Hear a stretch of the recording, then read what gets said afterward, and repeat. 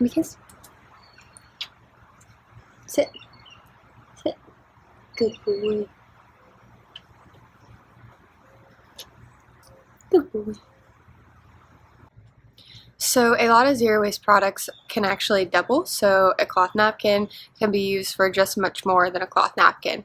It can be a makeup remover, it can be a napkin, it can be a carrier for bulk items, like a little bag, and I'll show you how to do that, or it can be so much more.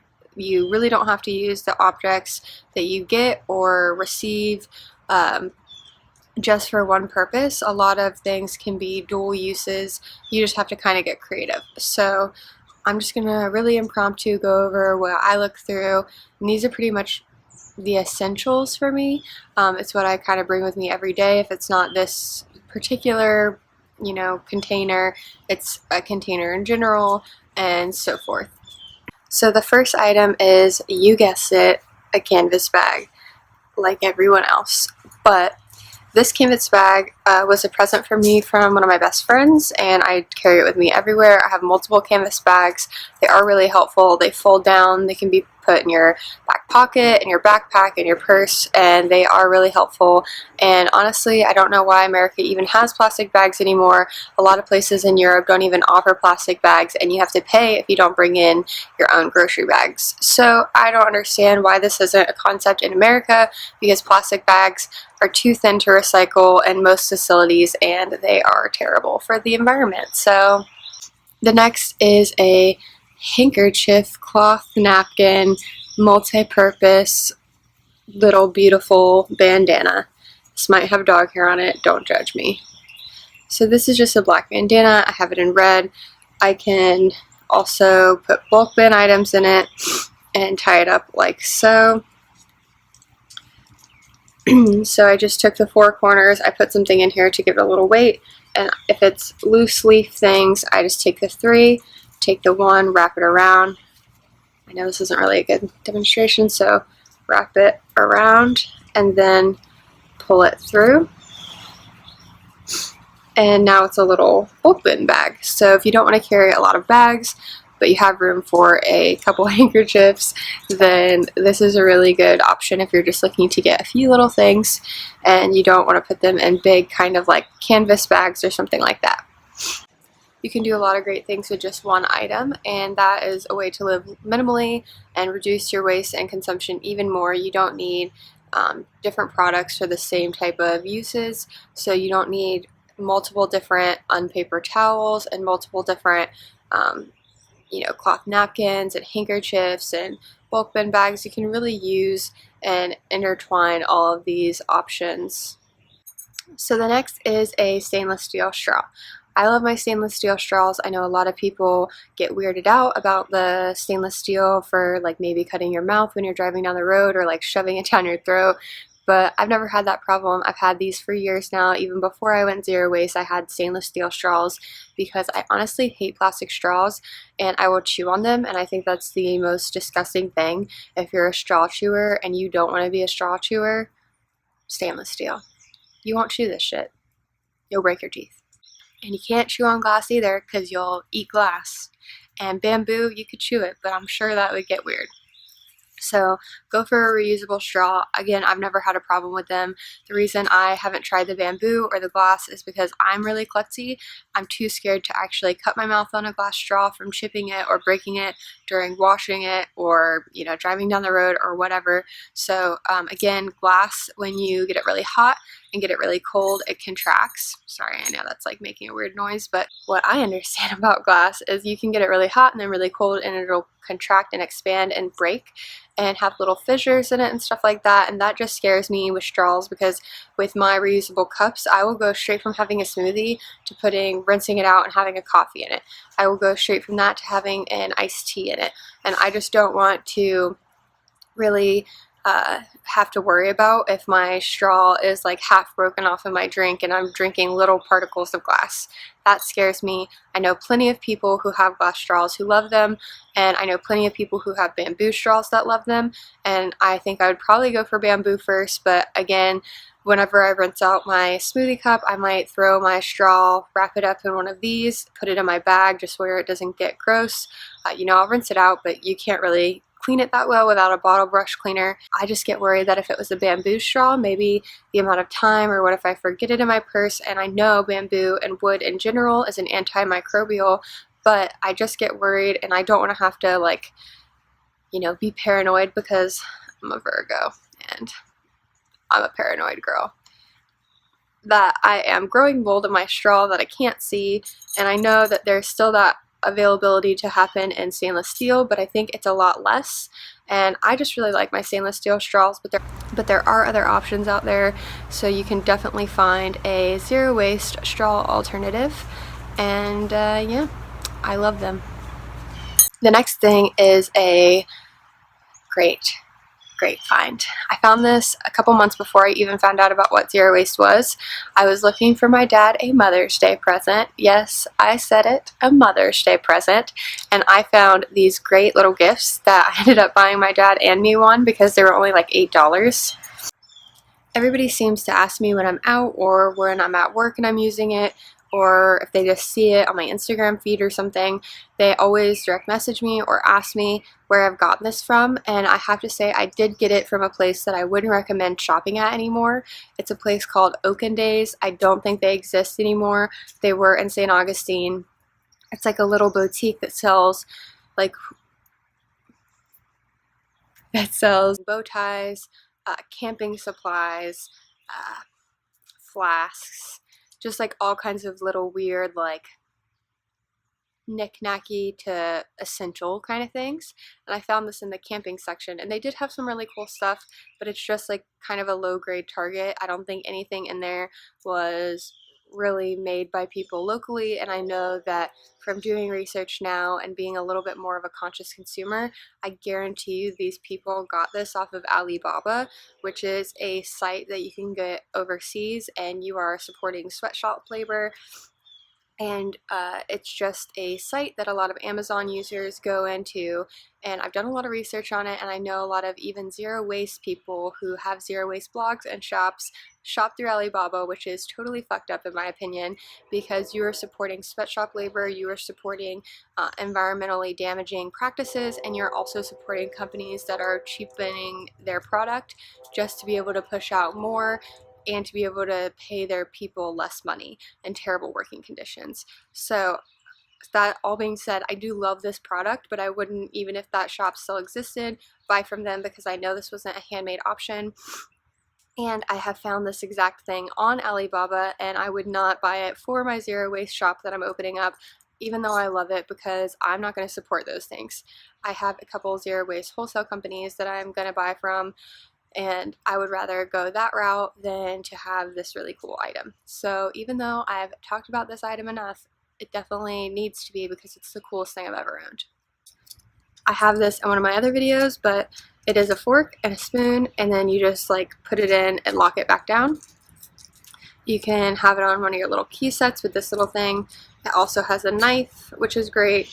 It's all stainless steel. And then you also have,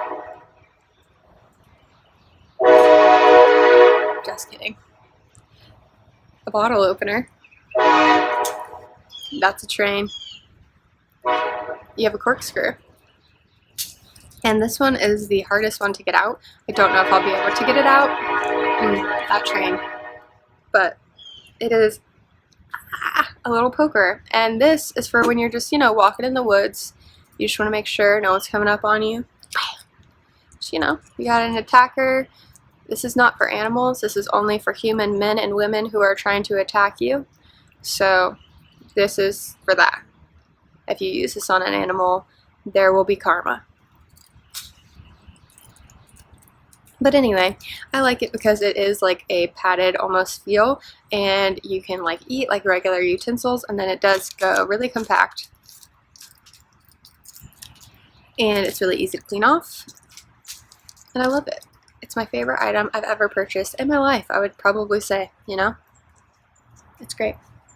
So the next item, tip, whatever you want to call it, is a container. So I have a couple different container sizes, and again, I'm going to just do a little product review. This is from ECOLUNCHBOX. Don't ever buy from ECOLUNCHBOX. I know that they're probably a good company, but they have terrible products. I was looking into them for wholesale, but I bought one of their little lunch boxes with this in it. They do not seal. They say that they're airtight. This has leaked over my car multiple times. I filled it up to the line inside right here, like this like little center line, just to see if that would help if I was overfilling it. Nope, still spilled all over my car. So don't buy from ECOLUNCHBOX. I have found other better alternatives that I will be having in my shop. And this is another container. So this is a furoshiki wrap, but it's basically just a bandana. I don't want to like discredit the Japanese culture, but it really is just a cloth that you can tie up into different kind of styles. If you're watching this, Dad, Merry Christmas. Kind of bandana thing again, so I just got that. And then this is from the Package Free shop, which if you're going to support another zero waste company, this is a great option. My dogs are stoked on this too. So I got 2 of these, and you can remove these, and this is great just for like if you're going to like Whole Foods or something, I'm sure, or just a hot bar in general. I'm sure you can get them to weigh this out, or a lot of hot bars will just charge you per like container. I know that Whole Foods and restaurants like that will just charge you for the weight, but if you go to like an Indian bar or something like that, they're just going to charge you for a meal ticket. So this is something great for that because it does have the dividers. You can take them out. So I love the Package Free shop. I love what they do, and they're really awesome. That's actually who I learned about zero waste from, as I found Lauren Singer, and then I looked into Bea Johnson, and I just got obsessed with them. So the next is to make your own. So for this, I'm going to show you like tea and coffee, but you can really apply this to everything. So for this, I have my little stainless steel cup, and then this is something I got years ago. So this is just this. I'm going to set this aside, and it helps you keep your tea brewing and hot. And then it's just a little ceramic like colander, and it has loose leaf tea in it, and I've used this for pour overs as well for coffee. But you can get a pour over setup that you cannot have to have the paper that you're using every day, even though you can compost some of those papers. If you don't have to buy those papers, you're not going to wake up one morning and be like, rats, I fucking forgot to buy those papers and now I can't have my coffee. You know, with tea, you know, it's super simple. So, but with coffee, you know, if you buy the products set up for the metal filters, for the Chemex, for the metal filter pour overs, or even for the like colander style pour overs, there are plenty of ways to do things zero waste and to live as minimally and as effortlessly as possible. And I really think that that is something that my generation and even the generation before me has really gotten out of. And I think that if we sat down and really did some data crunching, my hypothesis is that that is why there's so much depression and anxiety. I know that there's so many other factors that goes into that, chemicals, you know, family life, and a bunch of other societal issues and gaps, intersectionality, all of those things. But I do think a huge key is we've gotten away from being able to provide for ourselves. So we don't know how to make tea, we don't know how to make coffee, we don't know how to make any food from scratch, we don't cook for ourselves, we're not in the kitchen, we're not using our hands. We're really disconnected from the world around us and how we consume things. So again, with zero waste, I like to be connected with what I'm consuming by having a baby landfill or my trash jar in my house, so I know exactly what kind of waste that I'm outputting, and I can reframe and rearrange how I live my based on how sustainable that I'm being, if that makes sense. So if I see that I'm buying a lot of kombucha that has the labels and I keep having to put in my trash jar, I make my own. So it really just depends on how you want to live your life, but that's how I want to live my life. So I try to make my own. It definitely helps me with my anxiety and my depression to be able to have those little moments, those little like me times almost, to make my coffee, to make my tea, to make my food from scratch. It really does help me like kind of center myself and feel relief. I know a lot of people don't think that they can cook, but with everything it's just practice, and it definitely has helped me make me feel like more assertive and confident and dominant over my own life, and feel like I'm more in control of my own, like, you know, being. So maybe try that out. Maybe try a week in the new year of cooking for yourself, making your coffee or your tea every day, having those little moments for you, just like stepping back, being really calm and centering yourself and taking that time for yourself every day. De-stress, unwind, and really just be in the moment with yourself, because at the end of the day, you are the only person you're going to have. So just take time for you. Be selfish. Have those moments and learn a new trade. You know, even if it's just cooking or making a cup of tea, which is the simplest thing ever, you know, just do it and have that time for yourself. So these are the things that I think are essential to be zero waste. You can call them alternatives, switches, tips. I always like to have a water bottle with me as well. So this is just a stainless steel cup. I do have a stainless steel water bottle that I will maybe throw in a picture, I guess, or link it down below. But double insulated stainless steel thermos water bottle, whatever you prefer, is also a great tip. Just an extra one, throw it in there for you guys. Double insulation can double as a hot and cold beverage, and that's again why glass straws freak me out, is because I do have double insulated thermoses, so I can go straight from hot to cold. It keeps your hot stuff hot, keeps your cold stuff cold way longer than regular keep cup things. So that is just another tip and trick, alternative, switch, whatever you want to call it, to being zero waste, living minimally, being more sustainable, and going more green. So I hope you like this video. If at any time you did like this video, please give it a thumbs up and click the subscribe button and the bell button for notifications on when I post more of me and these little doggies. And if you just liked it for Balto and Bela, that's totally fine, because they're zero waste vegans too. Woo.